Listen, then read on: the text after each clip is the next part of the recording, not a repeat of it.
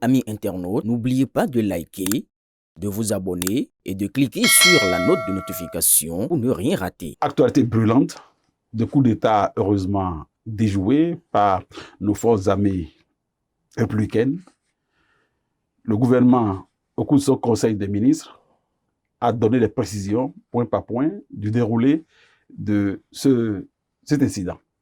Mais Décryptage veut en savoir plus et c'est pourquoi aujourd'hui nous invitons un proche du chef de l'État, celui-là même qui était informé quand même de ce nombre de réalités qui échappent au commun des mortels, un proche du chef de l'État en la personne de son ministre conseiller, Jacques Kayadji.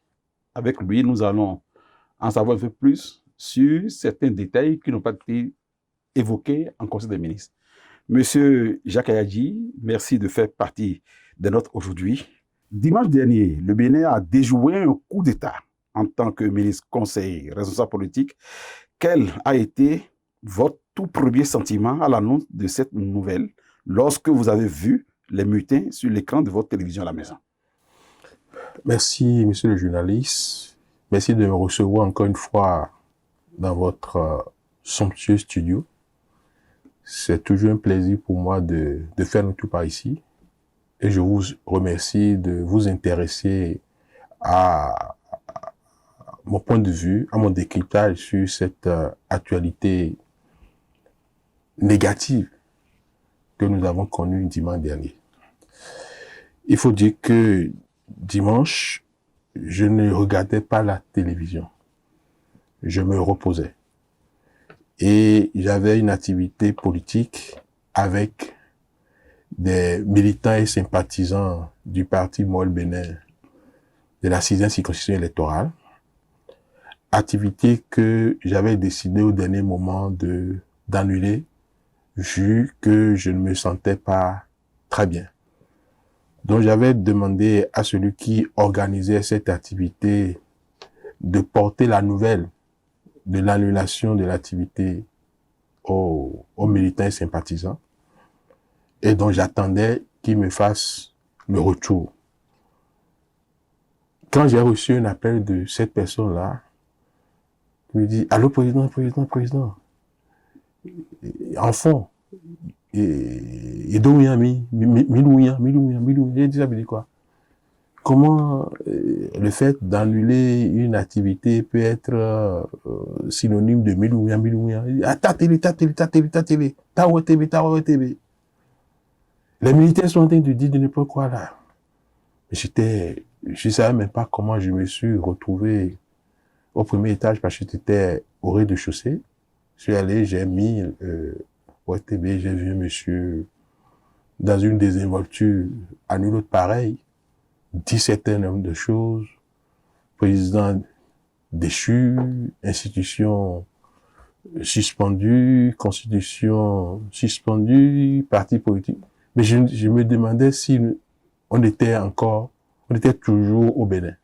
J'étais dévasté. Mais je n'avais pas eu peur.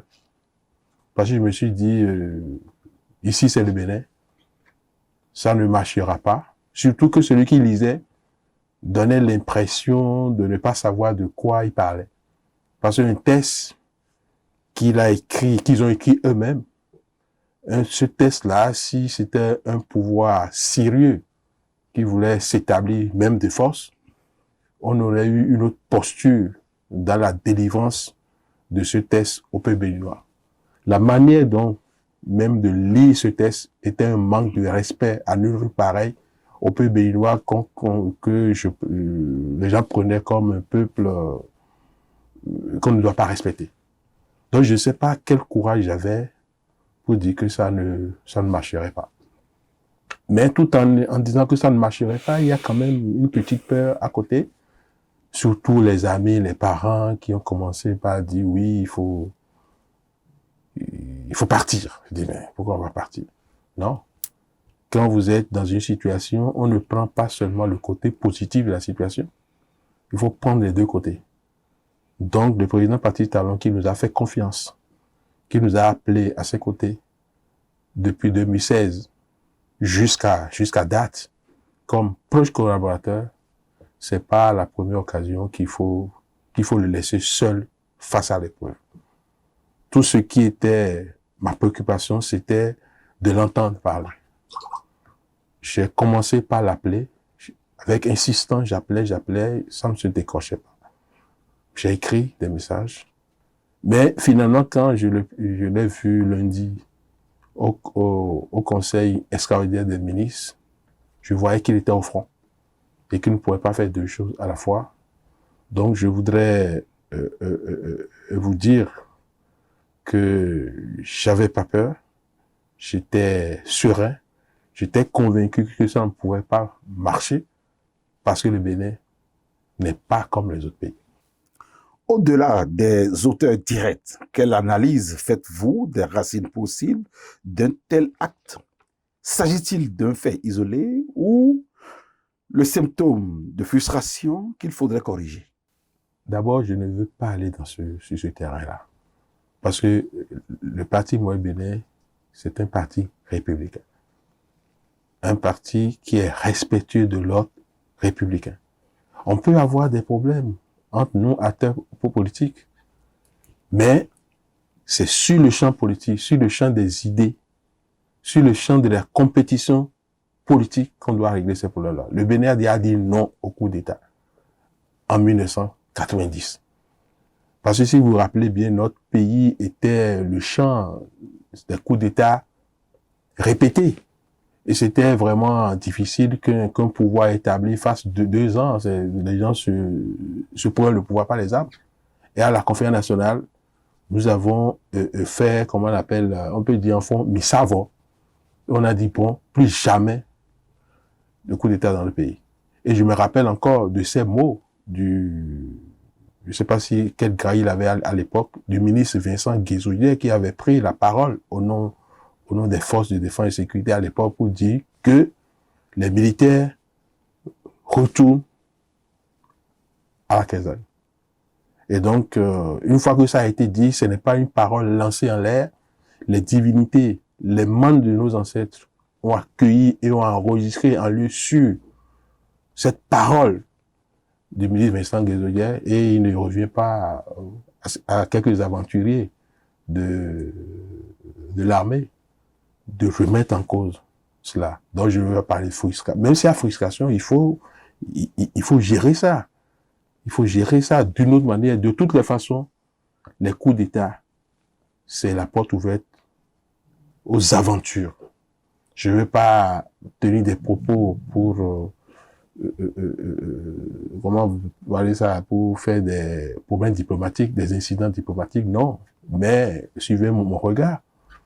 Là où les gens ont pensé que c'est ça la solution, vous savez ce qui se passe dans ces pays-là? C'est la misère. Le peuple est plongé dans une misère. Et lorsque vous voyez les premières décisions que ces putschistes, que d'autres appellent, je ne veux pas des gros mots, d'autres appellent autre chose. Le premier mot, c'est destituer le président, suspendre les institutions, suspendre la Constitution, suspendre les partis politiques. Est-ce que c'est ça que nous voulons? Qu'on s'appelle Union progressive de renouveau, qu'on s'appelle Bloc républicain, qu'on s'appelle Moyen Bénin, qu'on s'appelle FCBE, et même qu'on s'appelle les démocrates. Est-ce que c'est ça que nous voulons? Qu'un pouvoir vienne s'installer et la première décision, c'est de suspendre les partis politiques? C'est pas normal. Et ceux qui ont suspendu des partis politiques dans les pays que je ne vais pas citer ici, qu'est-ce que ces putschistes sont devenus après? Ils se sont taillés des camisoles d'hommes politiques pour se présenter à des élections et pour s'éterniser au pouvoir. Et vous voyez que les transitions ne prennent jamais fin dans ces pays-là. Donc on ne peut pas vouloir régler un problème et faire recours au pire du problème. Parce que les coups d'État, là, ça ne donne jamais des solutions. Et le Bénin aujourd'hui, qui est dans une phase de transformation, même si c'est dur pour nous, les populations, il faut quand même qu'on avance pour, dans quelques années, commencer par tirer les fruits de ces croissances-là. Voilà. Vous êtes un proche du chef de l'État, je dirais même un ami, avant de dire son conseil son ministre conseiller, comment le président Talon compte-t-il réellement gérer cette affaire au-delà de la réponse judiciaire? Non, d'abord, c'est pas un problème que le président Talon seul va gérer. C'est la nation béninoise dans son entièreté qui doit régler ce problème-là pour que plus jamais au Bénin, nous n'assistons à cela. On peut ne pas nous entendre. On ne peut ne pas nous entendre. Mais il doit avoir un moyen de régler nos désaccords plutôt que de recourir aux armes que nos impôts ont payées pour diriger ces armes-là contre le peuple. Si le chef suprême des armées, qu'est le président Patrice Talon, et le force de défense et de sécurité n'avaient pas eu la stratégie qu'il faut pour contrer ces poursuites efficacement, peut-être qu'on serait en train de dire autre chose. Imaginez un instant que lorsque les mutins se sont retranchés dans la caserne de Togouin et que les forces loyalistes soient arrivées à encercler cette caserne-là, si un combat terrestre avait eu lieu, vous savez ce qui s'est passé? Moi, je voudrais féliciter le chef de l'État pour avoir conduit, je ne dirais pas général, mais en chef suprême des armées, ces opérations-là. Je voudrais saluer la haute hiérarchie militaire pour ce qui a été fait et remercier les pays amis qui, à un moment donné, une fois que le Bénin lui-même s'est défendu jusqu'à un niveau, ils sont venus à notre rescousse et puis bon, finalement, nous avons pu mettre en déroute ces personnes-là qui ont décidé de faire reculer notre pays de 20, 30, 40, voire 50 ans, ce qui est inacceptable pour nous. Donc, ne demandez pas ce que le président Talon va faire, c'est demander ce que vous et moi et les Béninois lambda doivent faire pour que plus jamais nous n'ayons de coup d'État, parce que le coup d'État n'a jamais été une solution à un problème politique. Ça ouvre une situation pire. Cette tentative intervient dans un contexte régional volatile. Ne risque-t-elle pas d'entacher l'image de stabilité et de phare démocratique que le Bénin cultive, notamment vis-à-vis des investisseurs? Non, pas du tout. Si ça avait réussi, vous pouvez vous inquiéter, mais ça a échoué. Ça a échoué. Donc, une fois que ça a échoué, le Bénin est redemeuré le Bénin.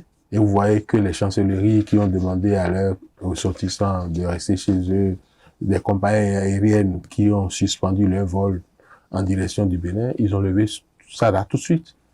Moi, j'ai discuté avec un investisseur la dernière fois qui a tenté de rentrer dans un autre pays que je ne vais pas citer, je ne vais pas aller à l'incident diplomatique, mais a dit que vraiment, si c'était le Bénin, ça aurait été plus rapide.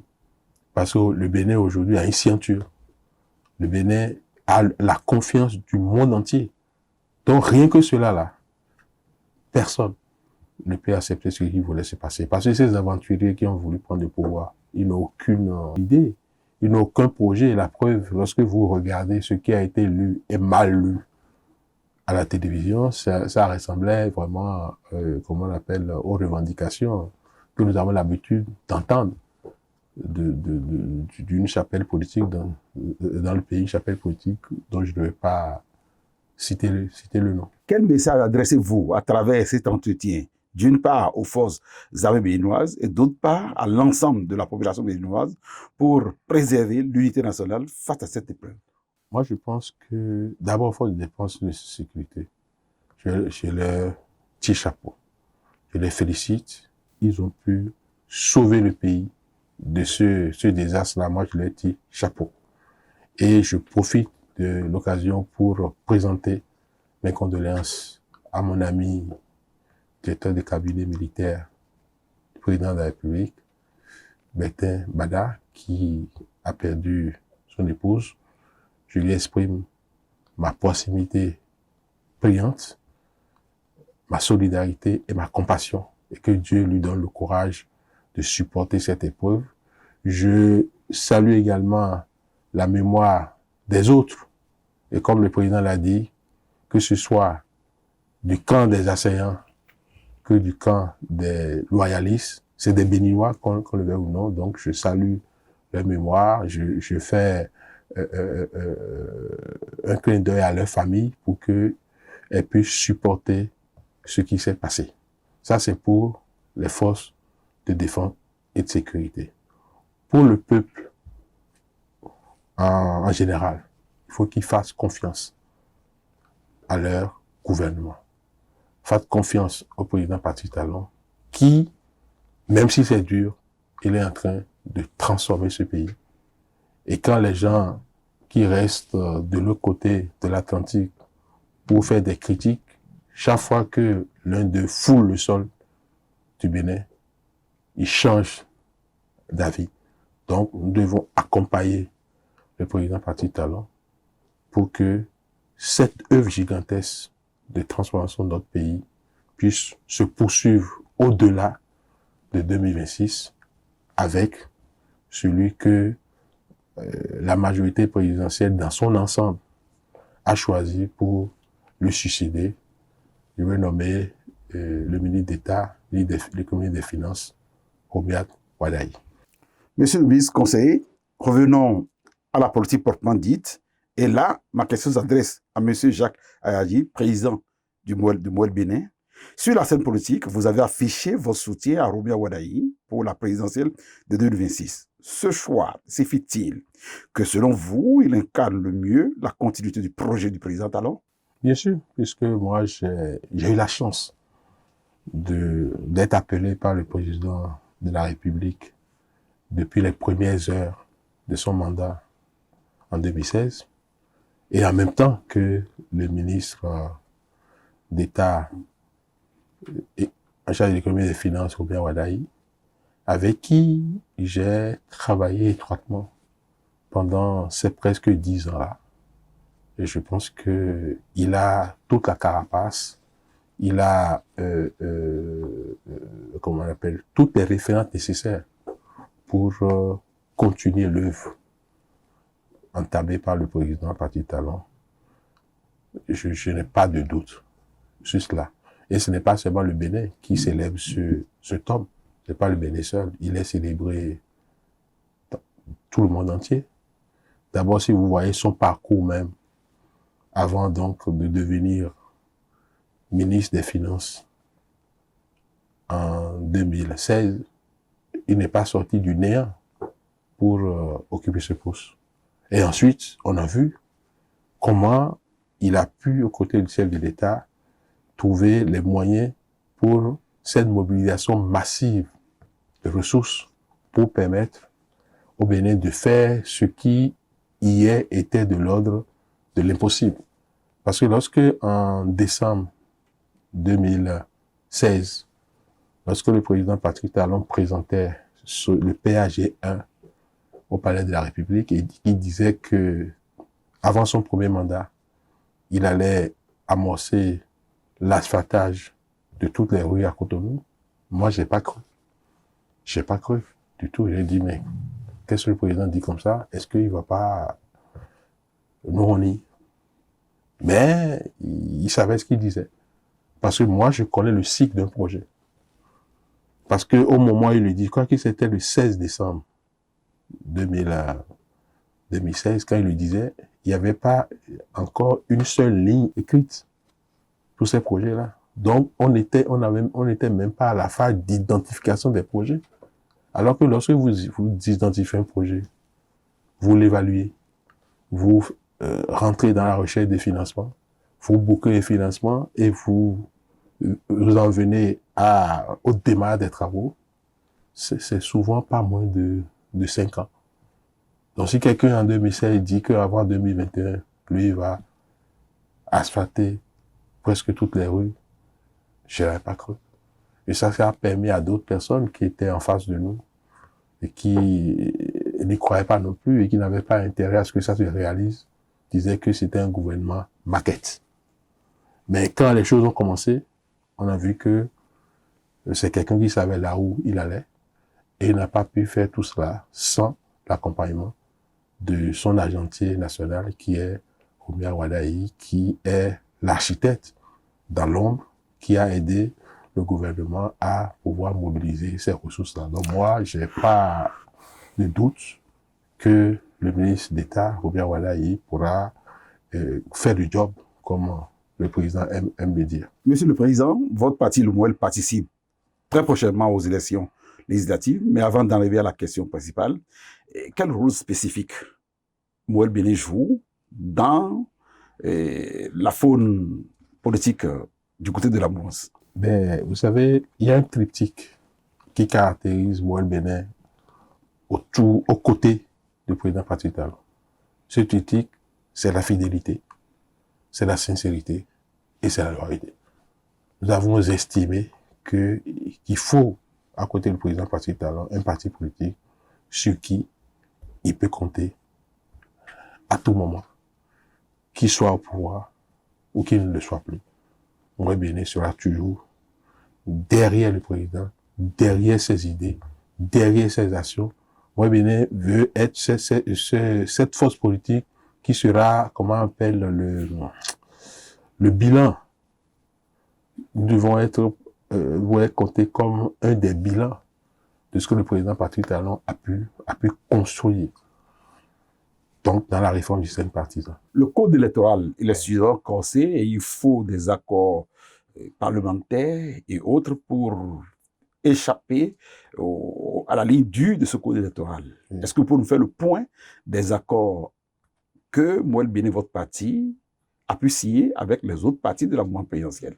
D'abord, moi, j'ai eu beaucoup d'entretiens, je ne dirais pas, et puis je vais dire privés, avec le président Patrice Talon. Et au cours de ces entretiens, il n'a de cesse de marteler qu'il veut une mouvance unie, qui souhaite quand même que tous les partis qui soutiennent ces actions puissent aller à ces élections législatives et présidentielles ensemble. Nous sommes en train de relever le pari. Vous nous avez vu tous à Parakou, que ce soit l'UPR, que ce soit le BR, que ce soit MOEL Bénin, que ce soit Renaissance Nationale. Nous étions tous à Parakou pour porter notre soutien au candidat qui est celui de la mouvance présidentielle, le ministre d'État Robert Walaï. S'agissant des élections législatives, le processus est en cours. Le 16 septembre 2025, les organes dirigeants des partis UPR et MOEL Bénin se sont rencontrés au siège annexe de l'UPR à Ouigamé. Et au terme de cette rencontre, nous avons décidé d'aller aux élections législatives avec un accord de coalition parlementaire.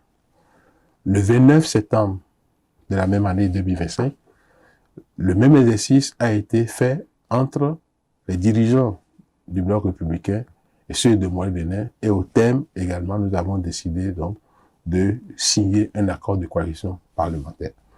Il faut dire que une première, et puis je n'oubliais pas la Renaissance nationale où on a fait le même exercice.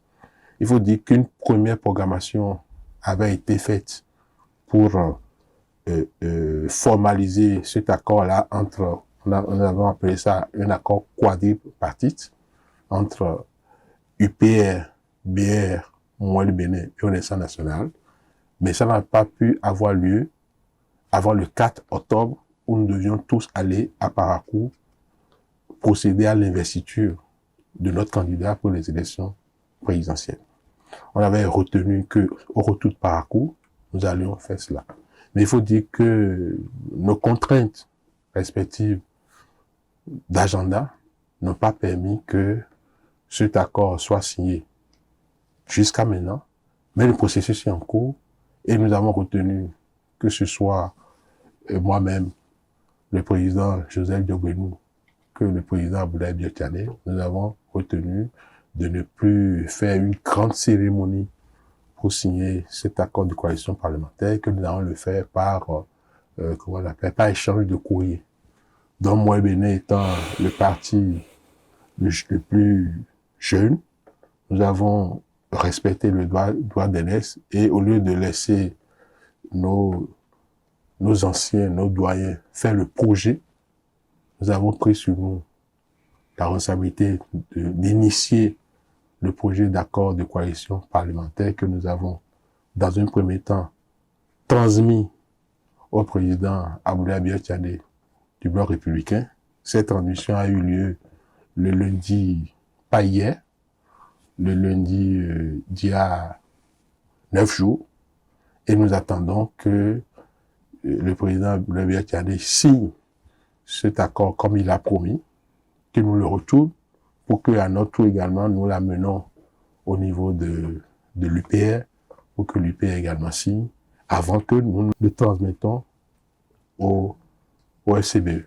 Parce qu'aujourd'hui, l'accord doit être un accord quadripartite entre le Bloc républicain, Moyen Bénin, UPR et FCBE, étant donné que, entre-temps, le Parti Renaissance national s'est fusionné avec le parti UPR. Donc, il n'y a pas de doute que d'ici quelques jours, que cet accord entre ces 4 partis-là soit une réalité. Donc, tout se passe très bien entre nous. Monsieur le Président, comme Abdoulaye Biachadé, Joseph Diogbenou, président du parti, vous êtes aussi candidat de votre parti. Abdoulaye Biachadé, lui, à Djougou chez lui. Oui. Joseph Diogbenou, lui, dans sa localité, je crois dans la 23e, oui, de la circonscription d'Aboubé. Oui. Mais vous, au lieu d'aller vers Dassa, vous avez choisi de rester dans la 6e circonscription électorale. Pourquoi ce choix? C'est un choix de Moyen-Bénin. D'abord, Jacques Ayadi n'appartient plus à une circonscription aujourd'hui. Jacques Ayadi appartient à tout le Bénin. Et j'ai déjà été candidat au niveau de la 9e circonscription, qui est ma circonscription d'origine. Mais les camarades, les populations de la 6e sont venus me voir pour souhaiter que cette fois-ci, comme je dors au niveau de Godomé, que de leur donner la possibilité de m'avoir comme candidat pour 2026, ce que j'ai accepté, et je l'ai accepté opportunément parce que, vous savez, il y a le seuil des 10%. Et lorsque vous voyez le corps électoral que nous avons dans la 6e, c'est carrément la circonscription qui est quand même qui a le corps électoral. Si on enlève les 15e et 16e circonscriptions électorales, je crois que la 6e contient beaucoup d'électeurs et j'ai accepté d'être candidat dans la 6e circonscription pour respecter ce que ces populations ont souhaité. Et moi, Bénin, c'est pas que Ayadi qui a dans la 9e. Il y a quelqu'un qui conduit la liste de moi, Bénin, au niveau de la 9e. C'est une femme, Begla Isabelle, qui conduit la liste dans la 9e. Voilà. Monsieur le Président, nous sommes déjà au thème de cet entretien. Est-ce que vous avez un mot à l'endroit de ces jeunes Béninois qui se réclament tout de même de moi Bénin? Est-ce que vous avez un mot en tant que président et en tant que candidat aussi pour la fête électorale qui vient probablement en janvier? D'abord, le premier mot que j'ai à leur adresser, les militantes, les militants, les sympathisants et les sympathisants de moi Bénin, c'est d'abord de soutenir le chef de l'État par rapport à cette épreuve. Parce que c'est pas soutenir Patrice Talon, puisque le point, c'est pas la personne de Patrice Talon, c'est l'institution qu'est le président de la République. Il a besoin de notre soutien pour que, comme on le dit, pour que la barque Bénin que nous lui avons confiée en 2016 ne chavire guère par les agissements de certains aventuriers. Donc c'est le premier appel que je l'ai fait. L'autre appel, nous sommes candidats, bon voilà, la campagne n'est pas encore ouverte, vous savez que moi Bénin n'est pas un parti d'indiscipline, nous respectons la loi, donc ce que vous me demandez là, je ne peux pas le faire. J'attends que la Sénat lance officiellement la campagne pour m'adresser au-delà donc des militants de moi Bénin, m'adresser au peuple béninois, parce qu'en fait, ce n'est pas les militants des partis politiques qui sont les électeurs de ces partis, parce que chaque parti, c'est comme un commerçant, c'est comme un vendeur de bouillie qui ira au marché et donc dit que proclamer que sa bouillie est chaude et tout ça là pour que les électeurs puissent s'intéresser à la bouillie que chacun va présenter et qui va dire que c'est la meilleure bouillie. Donc, l'heure de cette publicité n'est pas encore arrivée. Donc, quand l'heure sonnera, je viendrai encore ici m'adresser donc au peuple béninois, au-delà donc des militants de Moyen-Bénin qui sont des électeurs sûrs de Moyen-Bénin. Mais eux seuls ne suffiront pas pour faire gagner Moyen-Bénin. Merci, monsieur Jacques Ayadji. Merci beaucoup. Merci.